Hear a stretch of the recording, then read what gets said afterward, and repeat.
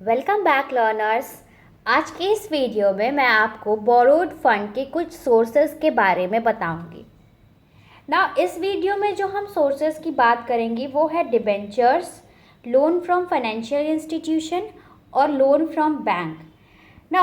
Basically ये तीनों जो है वो बोरोड फंड्स के पार्ट हैं। हमने पढ़ा कि फंड्स जो होते हैं वो दो तरह से कोई भी कंपनी अरेंज करती है। पहला तो ओनर्स फंड होता है और दूसरा बोरोड फंड होता है। हमने अपने प्रीवियस वीडियो में इन ओनर्स फंड के बारे में जाना।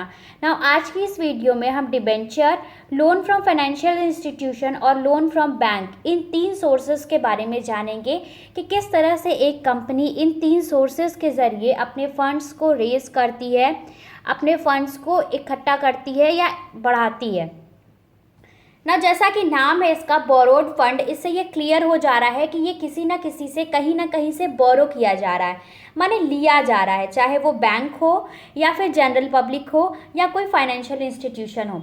ये किसी ना किसी से लिया जा रहा है और जिससे लिया जा रहा है उसको हम क्रेडिटर्स के नाम से जानते हैं। जिनसे लिया जा रहा है, जो भी इन सोर्सेज के, जो भी इन फंड्स के होल्डर हैं, वो कंपनी के लिए एक क्रेडिटर होते हैं।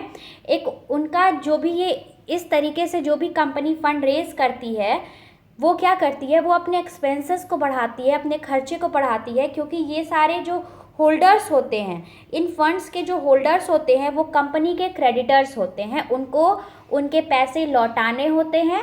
तो इस तरह से ये कंपनी इन फंड्स को अपना एक्सपेंस मानती है, खर्च मानती है, जो कि कभी ना कभी इन फ्यूचर उनको लौटाना पड़ता है जिससे भी कंपनी ने लिया हो। जो पहला है वो है डिबेंचर। डिबेंचर क्या होता है? डिबेंचर एक तरह का बॉन्ड होता है या कह लो एक तरह का सर्टिफिकेट होता है जो कि कंपनी के द्वारा इशू किया जाता है। जिस तरह से शेयर्स को कंपनी इशू करती है उसी तरह से डिबेंचर्स को भी कंपनी इशू करती है। बस फ़र्क ये है कि जो भी लोग शेयर्स खरीदते हैं वो कंपनी के ओनर बन जाते हैं, पर जो डिबेंचर खरीदते हैं वो कंपनी के क्रेडिटर बन जाते हैं।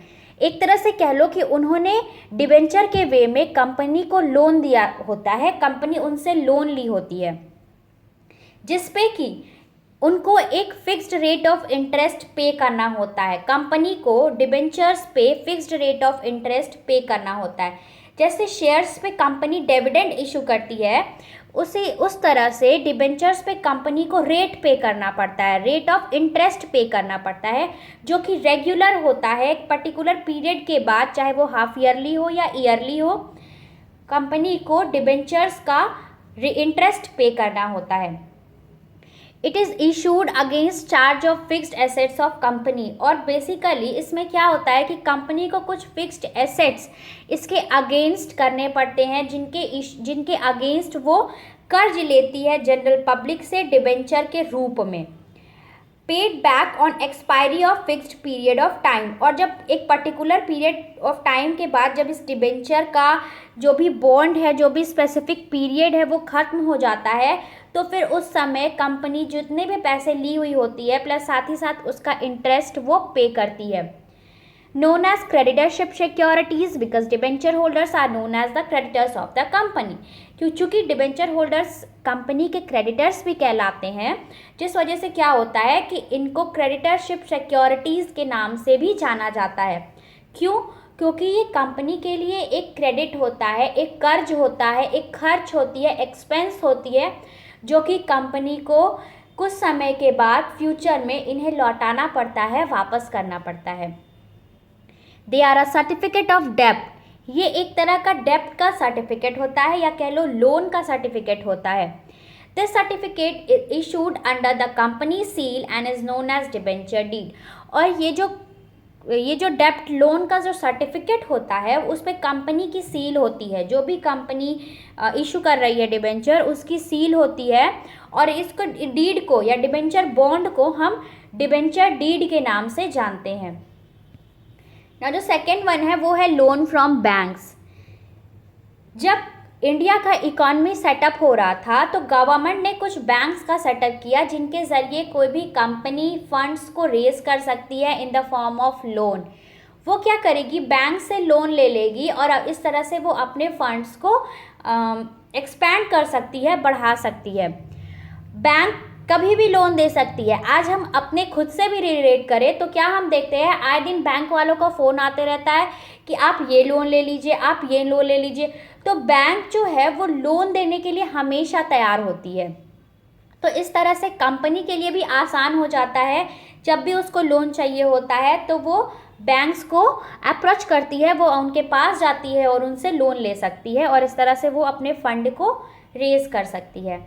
Keep information of borrowers confidential, चूँकि बैंक अपने कस्टमर्स के इंफॉर्मेशन को मार्केट में एक्सपोज नहीं करती है, वो सब कुछ अपने कस्टमर्स की सिक्योरिटीज़ का पूरा ध्यान देती है, उनकी जो भी इंफॉर्मेशन है उसको कॉन्फिडेंशियल रखती है और जनरल पब्लिक के बीच में नहीं लाती है।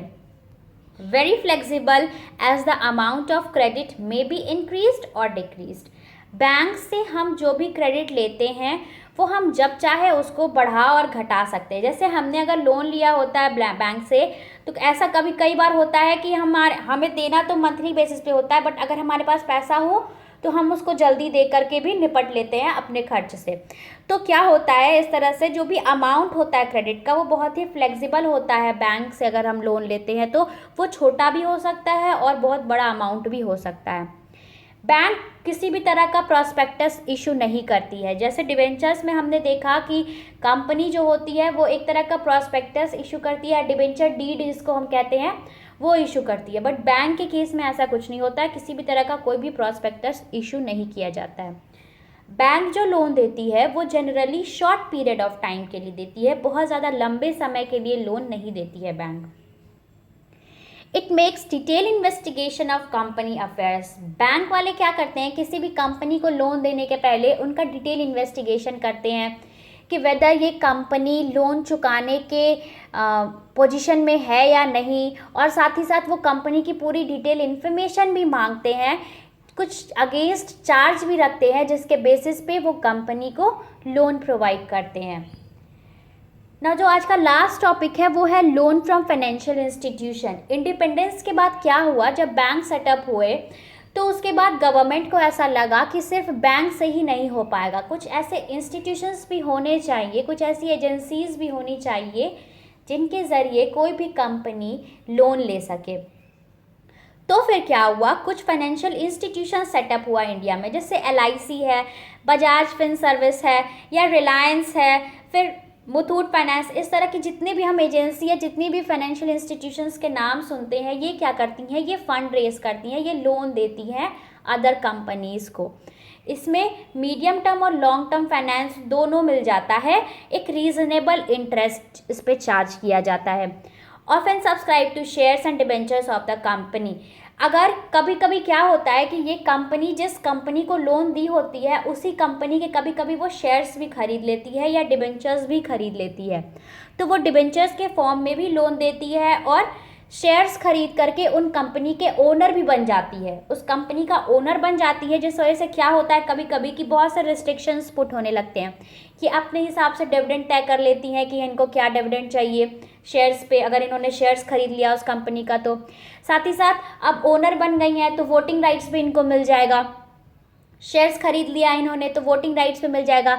जिस वजह से क्या होता है कि इनका बहुत रिस्ट्रिक्शंस हो जाता है, कंपनी में बहुत दबदबा होने लगता है कि मैंने तुम्हें पैसे भी दिए हैं तो तुम मेरे अकॉर्डिंग से चलो।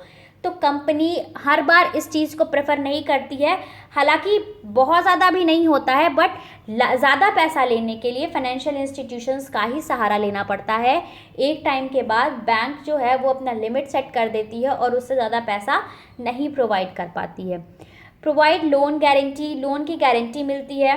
Provide loan in foreign currencies, ये फॉरेन करेंसी में भी लोन प्रोवाइड करती है ताकि आप ग्लोबल मार्केट के एरिया में भी अपना फंड रेज कर सके, अपने शेयर्स को इशू कर सके इनसे लोन लेकर के।